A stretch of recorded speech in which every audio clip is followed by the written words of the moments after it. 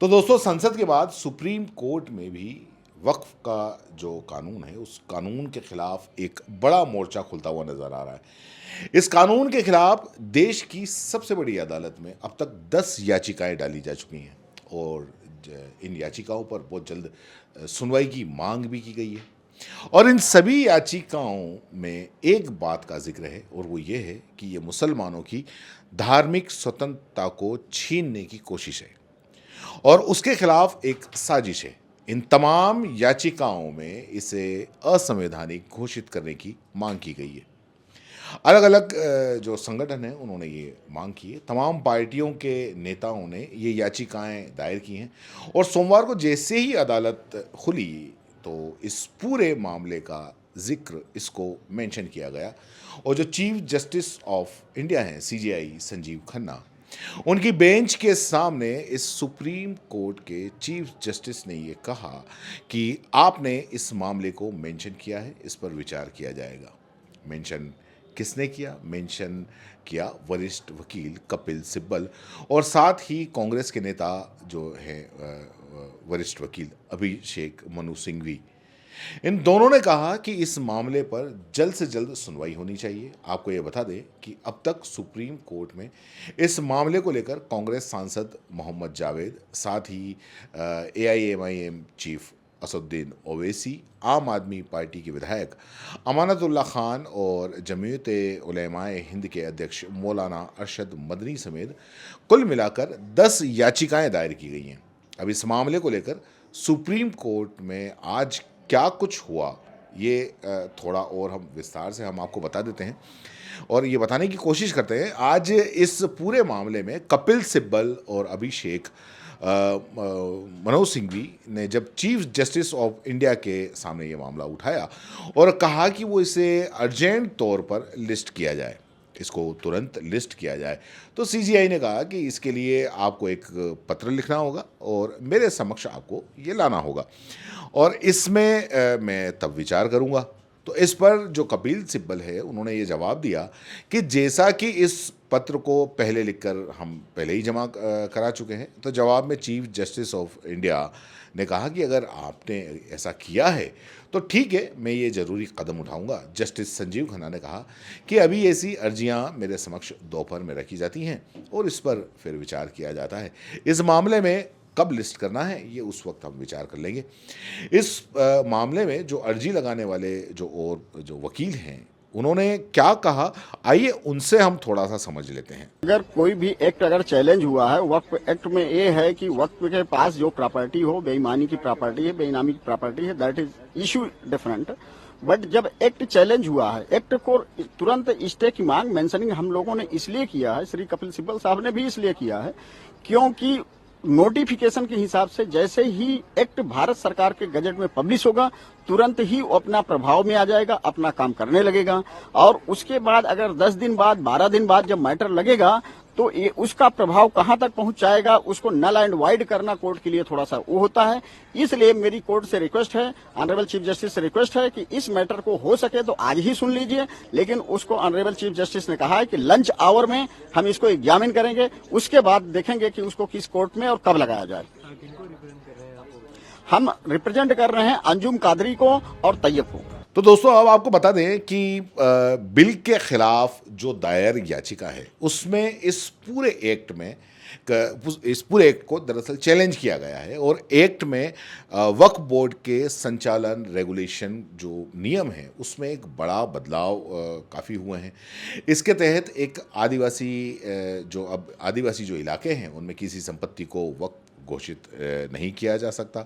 इसके अलावा किसी मामले में जो वक्फ ट्रिब्यूनल के अलावा स्थानीय अदालतों से लेकर ऊपरी अदालतों में तक केस दाखिल हो सकते हैं। पहले ट्रिब्यूनल के अंदर ही केस दाखिल होते थे, उनका फैसला ही अंतिम माना जाएगा, यानी कि जो दूसरी अदालतें हैं उनका फैसला अंतिम माना जाएगा।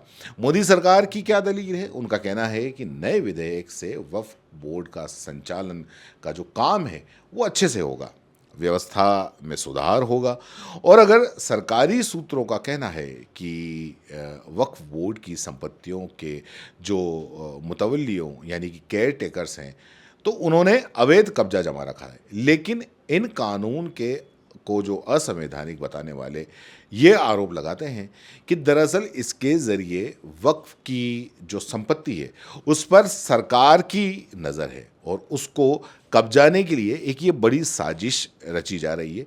अब देखना ये होगा कि देश की सबसे बड़ी अदालत इस कानून के प्रति क्या रुख रखती है, उसका क्या रुख रहता है। अब इस पूरे मामले के अंदर जो सांसद हैं इमरान मसूद, जो काफ़ी विरोध भी कर चुके हैं, संसद में भी विरोध कर चुके हैं, उनका क्या कहना है वो भी हम सुनते हैं। आइए। देखिए, देश का काला कानून है और ये पूरी तरीके से संविधान के ऊपर हमला है। ये जिस तरीके से ये कानून बनाया गया है वो लोकतंत्र के लिए बेहतर नहीं है। एक बहुत बड़ी आबादी का आप गला घोंट देंगे, ये अच्छी बात नहीं है। लेकिन आप कह रहे हैं काला कानून है। बिहार के सिन्हा उन्होंने कहा कि सदन से जो कानून पास हुआ है उसका विरोध करने वाला देशद्रोही होगा, उसे जेल भेज दिया जाए। तो इमरजेंसी में तुम जेल गए थे ना, इमरजेंसी तो लगी थी, क्यों विरोध किया था? तो कह रहे हैं, उनका बयान है कि ये पाकिस्तान नहीं है, ये हिंदुस्तान है, नरेंद्र मोदी की सरकार है। ये हिंदुस्तान है, ये उसके बाप का हिंदुस्तान नहीं है। ये हिंदुस्तान हमारा भी है, जितना उसका है उतना हमारा भी है। ऑर्गेनाइजर में तो लेख छपा है। हमारे पास तो ये बता रहे थे 39 लाख एकड़ जमीन है। गृह मंत्री जी बता रहे थे, मुझे नहीं पता कहाँ से कौन सी सोर्स उनके पास थी, और वो साबित नहीं कर पाएंगे क्योंकि वो या तो वो गलत बोल रहे, आज गलत बोल रहे, या कल जो उन्होंने एफिडेविट दिया है सुप्रीम कोर्ट में सरकार ने वो गलत था 2021 में। अब उनके लिए कहा है कि कैथोलिक के पास 17.5 करोड़ एकड़ लैंड है, 17.5 करोड़ एकड़ लैंड है। अभी उसके बाद ये मंदिरों की भी, चूंकि बड़े बड़े मंदिर हैं, मंदिरों के पास बहुत है, उनके ऊपर भी जाएगी निगाह। आर्य समाज की बहुत बड़ी संस्था है, उसको कब्जाने के लिए, उसको हथियाने के लिए, अपनी विचारधारा थोपने के लिए तैयारी होगी। ये देश को कहाँ लेके जा रहे हैं भाई? ये कर क्या रहे हैं? बौद्धों का नंबर आएगा, जैनियों का नंबर आएगा, किसी को नहीं छोड़ने वाले हैं ये। आप लोग नीतीश कुमार को लेकर अलग राय रखते थे, लेकिन कल प्रेस की हुई, उसमें मुस्लिम लीडरशिप वक्त पर कुछ बोलना चाहते थे लेकिन उन्हें बोलने नहीं दिया गया। नहीं तो एक बात तो बताइए, नीतीश जी ने तो पलटी ऐसी मारी है कि जिंदगी की आखिरी पलटी है उनकी, बस अब पलटी मारने लायक नहीं बचेंगे वो। सवाल सर ये है कि एक बने हुए कानून को कोई, जैसे तेजस्वी यादव ने कहा कि हमारी सरकार आते ही इस बिल को हम कूड़ेदान में फेंक देंगे। हाँ तो क्या हुआ? जैसा आपने करा वैसे दूसरे भी कर सकते हैं। कोई आप ही फन्ने खा थोड़े ही है कि आप ही फन्ने खाएं, आप ही जानते हैं काम करना, दूसरा भी तो काम करना जानता है। मतलब क्या है? संसद का मतलब क्या है फिर? किस चीज का? संसद में अगर तो आप फेडरल स्ट्रक्चर खत्म कर देंगे क्या?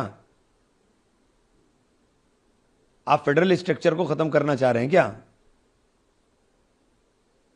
लैंड जो है लैंड कंसर्न मैटर जो है वो स्टेट के मैटर हैं। आप फेडरल स्ट्रक्चर खत्म कर देंगे। आरजेडी भी अब सुप्रीम कोर्ट जाएगी इस बिल को लेकर। सुप्रीम कोर्ट का रास्ता तो सबके लिए खुला हुआ है, वो भी पाबंदी है क्या? या उसके ऊपर भी कोई कानून बनाया जाएगा कि सुप्रीम कोर्ट वही जाएगा जिसे सरकार चाहेगी? ये लोकतांत्रिक देश है भाई। फ्रंट फुट पे कांग्रेस खेल रही है, सपा की तरफ से अब तक कोई निर्णय नहीं आया सामने को, सुप्रीम कोर्ट जा रहे हैं। इंडिया गठबंधन पूरा खेल रहा है, लेकिन समंदर में तूफान बहुत है। इसमें तो इतनी बात कहूंगा कि समंदर में तूफान बहुत है और लहर के थपेड़े जो है को छोटी किश्ती के सवारों को बचा नहीं पाएगी।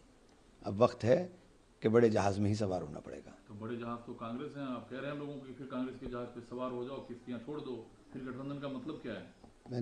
मैंने तो ये बात नहीं कही, अब आप उसके कोई मायने निकालें। मैं तो कहा कि समंदर में तूफान बहुत है और तूफान के अंदर छोटी किश्तियों के सवार बचा नहीं करते, इसलिए बड़े जहाज पे सवार हो जाओ।